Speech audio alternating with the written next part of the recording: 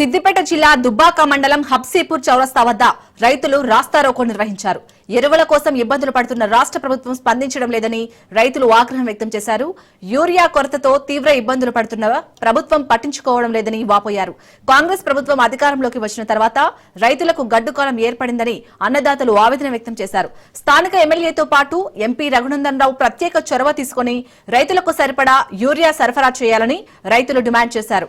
పోలీసులు నచ్చజెప్పడంతో అన్నదాతలు ఆందోళనకు విరమించారు.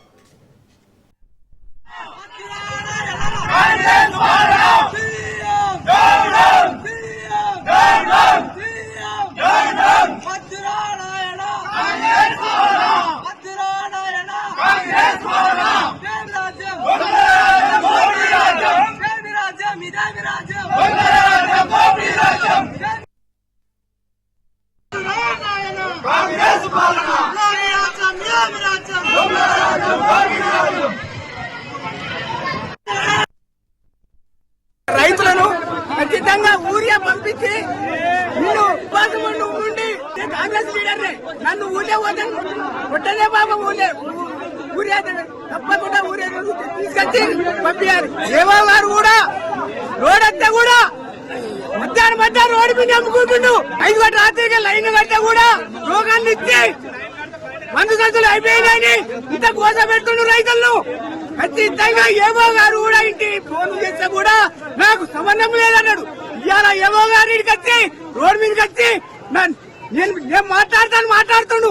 ఏవో గారు ఫోన్ చేసినా మందు సంబంధమే లేదన్నాడు. ఇవాళ ఎందుకు వచ్చి రోడ్డు మీదకి నేను అడుగుతున్నాను. ఏవో గారు కూడా ఎమ్మెల్యే కూడా ఇంత పట్టించుకోలేదు. ఎంపీ గారు కూడా ఏం పట్టించుకోలేదు. రేవంత్ రెడ్డి గారు ఇప్పుడు కాదు 2004 లీడర్ నేను అప్పటి నుంచి కూడా నేను కాంగ్రెస్ ఉన్నా. ఊళ్ళో పోతే కూడా నాకు మొక్కలు లేకుండా అవుతుంది. ఇప్పుడు తప్పకుండా నువ్వు ఊరియా పంపించాలి. మోడీ గారు కూడా ఖచ్చితంగా పంపించాలి. రైతులను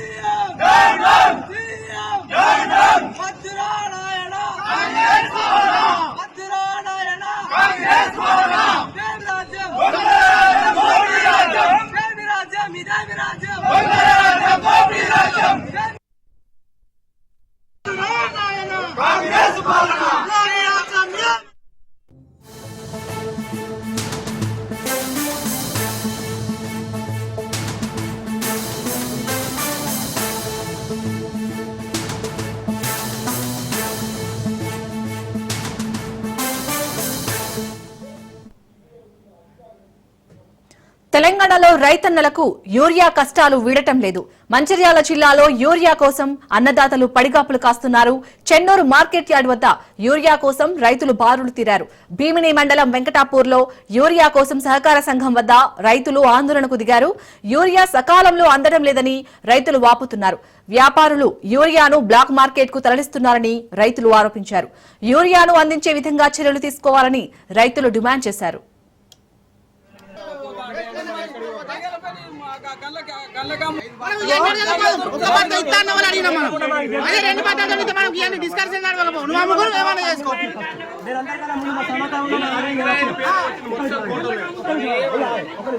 అయితే మీ వాళ్ళు అందరి పేర్లు కొట్టి 25 పేర్లు అయినాయి. మనిషికి 2 పేర్లు రాసుకున్నాడు. ఆన్లైన్ లో పెట్టుకున్నాడు. దారి చేసినావా లొల్లి చేసినా వాళ్ళ మీద నేను ఒక్కడు మాట్లాడుతున్నా ఒక్కడి కంట అని నేను సపరేట్. చెన్నూరు నియోజకవర్గంలో గత వారం 10 రోజుల నుంచి ఈ యొక్క రైతులు మందు బస్తాల కోసం వారి ఎరువుల కోసం చెన్నూరు మండల కేంద్రానికి వచ్చిన ఎరువులన్నీ ఏమైనాయి మంత్రి వివేక్ గారిని నేను డిమాండ్ చేస్తా ఉన్నాను. మరి ఇక్కడ ప్రాతినిధ్యం వహిస్తున్న మీ సింగిల్ విండో చైర్మన్ గారు మరి ఇతర మండలాలకు ఇతర జిల్లాలకు ఇతర రాష్ట్రాల్లో తరలించిందట. ఇదే ఇక్కడ రైతులు చెప్తా ఉన్నారు. మరి మీరేమన్నా అంటే ప్రతిపక్షంగా మేము చేస్తే మా మీద వందలాది కేసులు బనాయిస్తా ఉన్నారు. మేము కేసులో భయపడే వ్యక్తులం కాదు. మీరు తక్షణమే ఇక్కడికి వచ్చిన ఎరువులు ఏ రైతుకి ఎన్ని ఇచ్చిండ్రో అక్కడ రికార్డు పరంగా చూడాలా. ఇక్కడ చిన్నకారు రైతులు ఉన్నారు.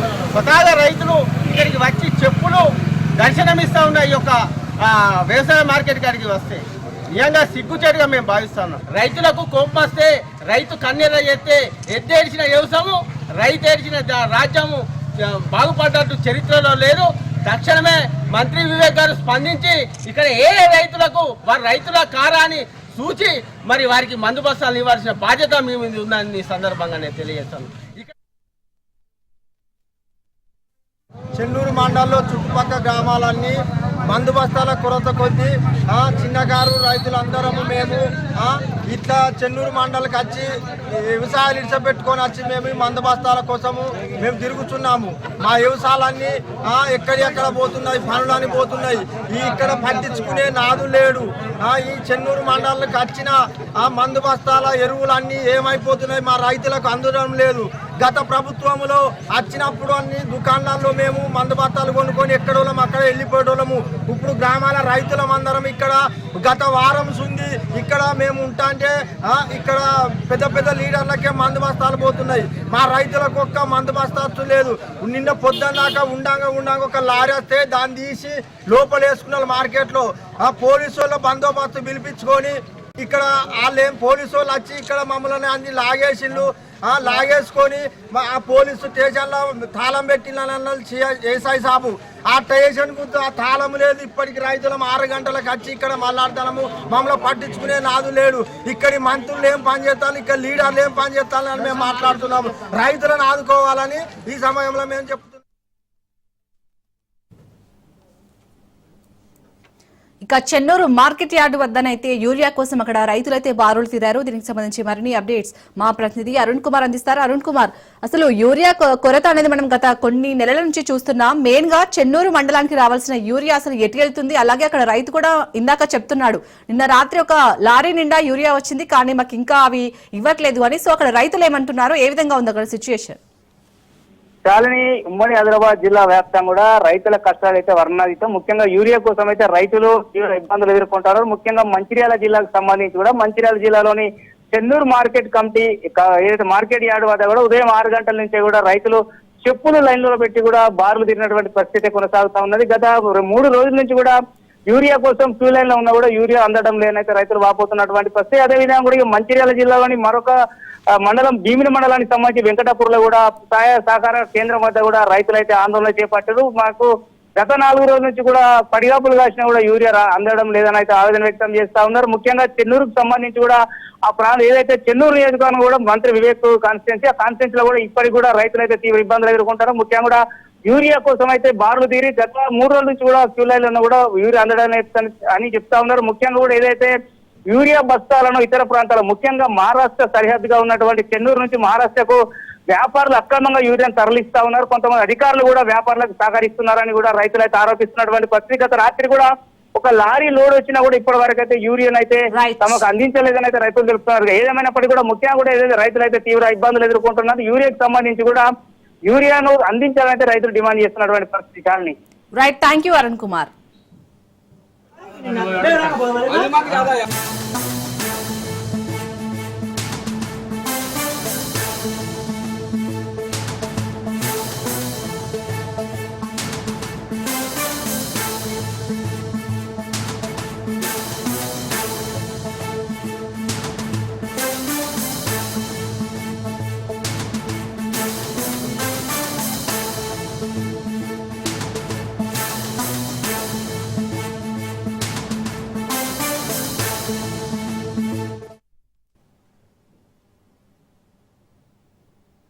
ఏపీ రాజకీయాల్లో సంచలనం నమోదైంది. 4 దశాబ్దాలకు పైగా వైఎస్ కుటుంబానికి కంచుకొట్టగా నిలిచిన పులివెందులలో టీడీపీ సత్తా చాటింది. పులివెందుల జెడ్పీటీసీ ఉప ఎన్నికలో వైసీపీ ఘోర పరాజయాన్ని మూటకట్టుకుంది. జగన్ అడ్డాలో టీడీపీ అందరి అంచనాలకు మించిన ఆధిక్యంతో ఘన విజయాన్ని సాధించింది.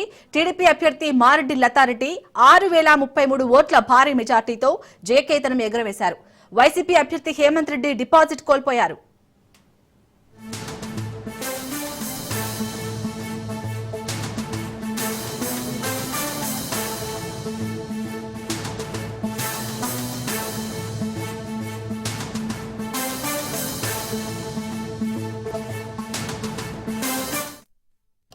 పులివెందుల ఉప ఎన్నికలో మొత్తం 7638 ఓట్లు పోలయ్యాయి. మారెడ్డి లతారెడ్డికి 6,816 ఓట్లు పడ్డాయి. వైసీపీ అభ్యర్థి హేమంత్ రెడ్డికి కేవలం 683 ఓట్లు మాత్రమే పడ్డాయి. లతారెడ్డికి హేమంత్ రెడ్డికి హోరాహోరీ పోరు ఉంటుందని అందరూ భావించారు. కానీ వైసీపీ అభ్యర్థి కనీసం 1000 ఓట్లు కూడా సాధించలేకపోయారు. జగన్ గడ్డపై ఘన విజయం సాధించడంతో కూటమి శ్రేణుల్లో ఉత్సాహం నెలకొంది. ఘోర పరాభవంతో వైసీపీ శ్రేణులు డీలా పడ్డాయి.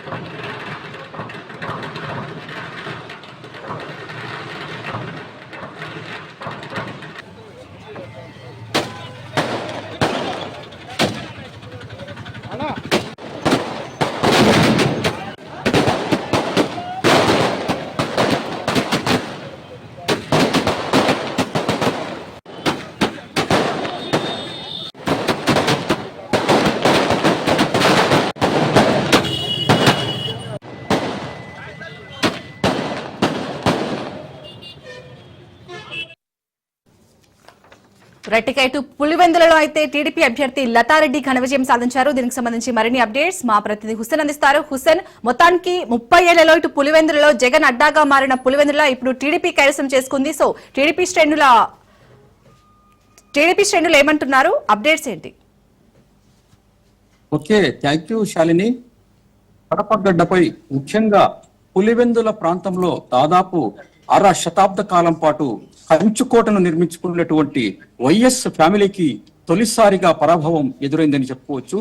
ఇన్నాళ్ళు అంటే ఏళ్ల తరబడి నిర్మించుకున్నటువంటి కోటను ఆ టీడీపీ ఒక్కసారిగా అంటే ఈ జెడ్పీటీసీ ఎన్నికల్లో బద్దలు కొట్టడం జరిగింది. ఈ ఆనందం ఆ టీడీపీ వర్గాల్లో ఇటు పులివెందుల మొదలుకొని తర్వాత అమరావతి వరకు కూడా టీడీపీ వర్గాలు పూర్తి స్థాయిలో సంబరాలు చేసుకునేటువంటి పరిస్థితి కనబడుతుంది. అలాగే ఈ ఎన్నికలను తొలి నుంచి పర్యవేక్షిస్తున్నటువంటి మంత్రి జిల్లాకు సంబంధించినటువంటి ఇన్ఛార్జ్ మంత్రి సవిత కావచ్చు, తర్వాత మరో మంత్రి జిల్లాకు సంబంధించినటువంటి మరో మంత్రి మండిపల్లి రాంప్రసాద్ రెడ్డి, ఇతరులు కావచ్చు. ఈ విజయం దాదాపుగా చంద్రబాబు నాయుడు సాధించినటువంటి తొలి విజయంగా భావిస్తున్నారు పులివెందులలో. అంతేకాకుండా సూపర్ 6 వంటి పథకాలు ఆ ఆంధ్ర రాష్ట్రంతో పాటు పులివెందులను కూడా ప్రభావితం చేశాయని, ఇక ముందు పులివెందులలో సైతం అన్ని స్థానాలు టీడీపీ కైవసం చేసుకునేటువంటి అవకాశం ఉందని కూడా టీడీపీ వర్గాలు భావిస్తున్నాయి. ఇక ఎన్నికల ఫలితాలకు మనం ఒకసారి విశ్లేషించుకుంటే టీడీపీకి సంబంధించినటువంటి అంటే మొత్తం మండల ప్రాంతంలో పులివెందుల మండల ప్రాంతంలో టోటల్ గా 10,601 ఓట్లు ఉంటే 7,638 ఓట్లు పోలు కావడం జరిగింది. ఈ ఓట్లలో దాదాపుగా అంటే మారెడ్డి లతారెడ్డి అంటే టీడీపీకి సంబంధించినటువంటి మారెడ్డి లతారెడ్డి 6,716 ఓట్ల మెజార్టీని సాధించడం జరిగింది. అయితే ఇక్కడ మరో ముఖ్యమైనటువంటి సంచలనమైన విషయం ఏంటంటే వైసీపీకి చెందినటువంటి తుమ్మల హేమంత్ రెడ్డి డిపాజిట్ సైతం కోల్పోయారు అనేటువంటి విషయం నెట్టిట్లో వైరల్ గా మారింది. ఈ వ్యవహారాన్ని నెటిజన్లు తీవ్ర స్థాయిలో అక్కడ ఉండేటువంటి పులివెందులలో ఏ విధమైనటువంటి ప్రజాస్వామ్యం ఉండింది, ఈ ప్రజాస్వామ్యాన్ని టీడీపీ బద్దలు కొట్టింది అని కూడా నెటిజన్లు విశ్లేషించుకుంటున్నారు ఒకరినొకరు. అయితే ఇక్కడ వైసీపీతో పాటు వైసీపీకి కేవలం 688 ఓట్లు మాత్రమే రాగా ఇతరులకు 200 అంటే కాంగ్రెస్ పార్టీ తర్వాత ఇతరులకు 289 ఓట్లు దక్కాయని చెప్పుకోవచ్చు. ఏది ఏమైనప్పటికీ ఇక్కడ నుంచి ఇక్కడ కౌంటింగ్ సెంటర్ వద్ద హాజరైనటువంటి మంత్రి సవిత, తర్వాత మండిపల్లి రాంప్రసాద్ రెడ్డి తదితరులు ఈ విజయాన్ని ప్రజా విజయంగా భావించడం జరిగింది. ఇది కేవలము జగన్ వైఖరికి నిరసనగా వెలువడినటువంటి తొలి విజయం అని, అంతేకాకుండా గతంలో జరిగినటువంటి అసెంబ్లీ ఎన్నికలు ఆయన సామ్రాజ్యాన్ని కూలగొడితే ఇప్పుడు సొంత సామ్రాజ్యం అనేటువంటి పులివెందులలో సైతం కూటమి ఆయన మొత్తం అంటే జగన్ విశ్వాసాన్ని పూర్తిగా దెబ్బతీశాయని కూడా కూటమి నేతలు భావిస్తున్నారు. శాలిని, హుస్సేన్, అలాగే ఇక్కడ ఒంటిమిట్టలో ఓట్ల లెక్కింపు ఏ విధంగా కొనసాగుతుంది? ఇప్పటి వరకు అయితే మనకు అందిన సమాచారం ప్రకారం అక్కడ కూడా టీడీపీ అభ్యర్థి ముందు వరుసలో ఉన్నట్టుగా తెలుస్తుంది. అప్డేట్స్ ఏంటి ఒంటిమిట్టకు సంబంధించి? శాలిని, ఈ రెండు పోలింగ్ కేంద్రాలకు సంబంధించి పోలింగ్ జరగక ముందే ఈ రెండు కేంద్రాలు టీడీపీ కైవసం చేసుకునేటువంటి అవకాశాలు ఉన్నాయని రాజకీయ విశ్లేషకులు భావించారు. అలాగే వైసీపీ వర్గాలు కూడా అదే నేపథ్యాన్ని భావిస్తూ వచ్చాయి. కారణం ఏంటంటే ఇక్కడ వైసీపీ వర్గాలు చెప్పేటువంటి ప్రధానమైనటువంటి కారణం ఏంటంటే తెలుగుదేశం ప్రభుత్వం, ముఖ్యంగా రాష్ట్ర ముఖ్యమంత్రి చంద్రబాబు నాయుడు, ఆయన తనయుడు లోకేష్ పట్టుబట్టి ఇక్కడ ఉన్నటువంటి ఎన్నికల సిబ్బందిని, తర్వాత పోలీసు అధికారులను తన సొంతానికి వాడుకున్నారని కూడా విమర్శిస్తూ వస్తున్నారు. అలాగే తీవ్రమైనటువంటి ఆరోపణలు చేస్తూ వస్తున్నారు. నిన్నటి రోజున రాష్ట్రానికి సంబంధించినటువంటి మాజీ ముఖ్యమంత్రి జగన్మోహన్ రెడ్డి సైతం ఇదే విషయాన్ని ఇక్కడ కడపలో పోటీ చేసినటువంటి ఇద్దరు క్యాండిడేట్లు, వైసీపీ క్యాండిడేట్లు, ఇక అటు తుమ్మల హేమంత్ రెడ్డి కావచ్చు, తర్వాత ఇరగంరెడ్డి సుబ్బారెడ్డి, వీళ్ళిద్దరిని తాడేపల్లికి పిలిపించుకొని తాను నిర్వహించినటువంటి ప్రెస్ కాన్ఫరెన్స్ లో కూడా విత్ ఎవిడెన్స్ తో సహా చూపించారు. కడప జిల్లాలో జరిగినటువంటి రెండు ఉప ఎన్నికలు కేవలము ఏకపక్షంగా జరిగాయి. టీడీపీ వర్గాల దౌర్జన్యానికి ఈ రెండు ఎన్నికలు నిదర్శనమని కూడా చెప్పుకుంటూ వచ్చారు. ఈ రెండు ఎన్నికలను దాదాపుగా కేంద్ర బలగాల పర్యవేక్షణలో రీపోలింగ్ నిర్వహించాలని కూడా ఆయన డిమాండ్ చేయడం జరిగింది. Shalini, right, thank you Hussain.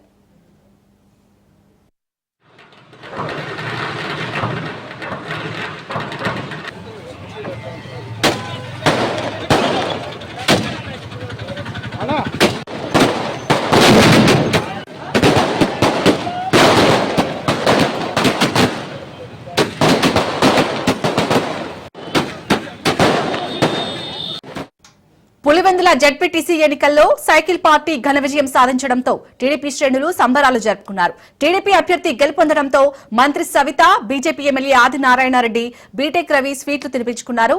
అభివృద్ధి మాత్రంతో టీడీపీ గెలిచిందని మంత్రి సవిత అన్నారు. అసెంబ్లీకి రాని జగన్ కు ప్రజలు బుద్ధి చెప్పారని మంత్రి సవిత విమర్శించారు. పులివెందుల జెడ్పీటీసీ అభ్యర్థిగా గెలుపొందిన లతారెడ్డిని మంత్రి సవిత అభినందించారు.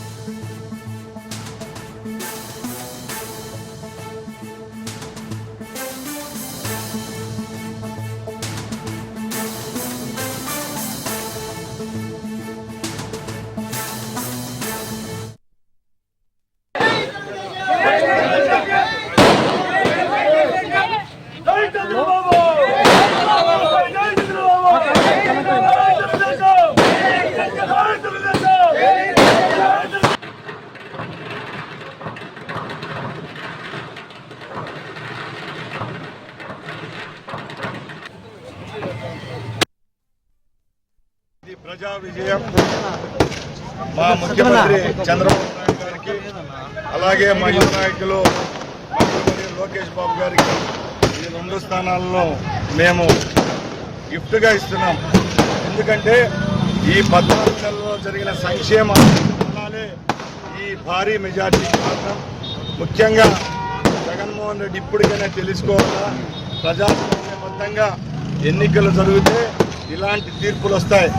ఇలాగా నామినేషన్లు వేయకుండా నామినేషన్లు చించేసి అలాగే ఎలక్షన్లు జరిగి భయభ్రాంతులు జరిపే పరిస్థితి నుంచి ఈరోజు అంబేద్కర్ గారు రాసిన రాజ్యాంగానికి భారతదేశ ఎలక్షన్ కమిషన్ స్వేచ్ఛనిచ్చి ఎన్నికలు జరిగినట్టు ఈ రెండు స్థానాలు కైవసం చేసుకోవడం జరిగింది.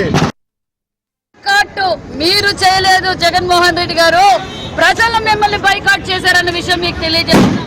ఒక్క రోజు ముందు రోజే స్వాతంత్ర దినోత్సవం ముందు రోజే పులివెందుల్లో స్వాతంత్రం వచ్చిందన్న విషయాన్ని మీకు అందరికీ తెలియజేస్తున్నాం. ప్రజలు ఒక పక్క కార్యకర్తలు, ఒక పక్క ఎన్డీఏ కూటమి కార్యకర్తలు అందరం కలిసి ఈ రోజు సమిష్టిగా ఈ రోజు కృషి చేశాం. ప్రతి ఇంటికి మీరు ఎందుకు ధైర్యంగా మీరు ఓటేయండి, మేము ఉంటామని చెప్పి వాళ్లకు భరోసా ఇచ్చాం. ఆ భరోసాతో వాళ్ళు ఒక సంవత్సరంలో సూపర్ 6 పథకాలు కావచ్చు, రాష్ట్రంలో జరుగుతున్న అనేక సంక్షేమ పథకాలతో పాటు ఒక పక్క కడప రాష్ట్ర వ్యాప్తంగా అభివృద్ధి జరుగుతుంది. మరి కడపలో కూడా ముఖ్యమంత్రి గారు వచ్చినప్పుడు ప్రతిసారి వరాలు పిలిపించడం, పులివెందులు కూడా మేము అభివృద్ధి చేశాం.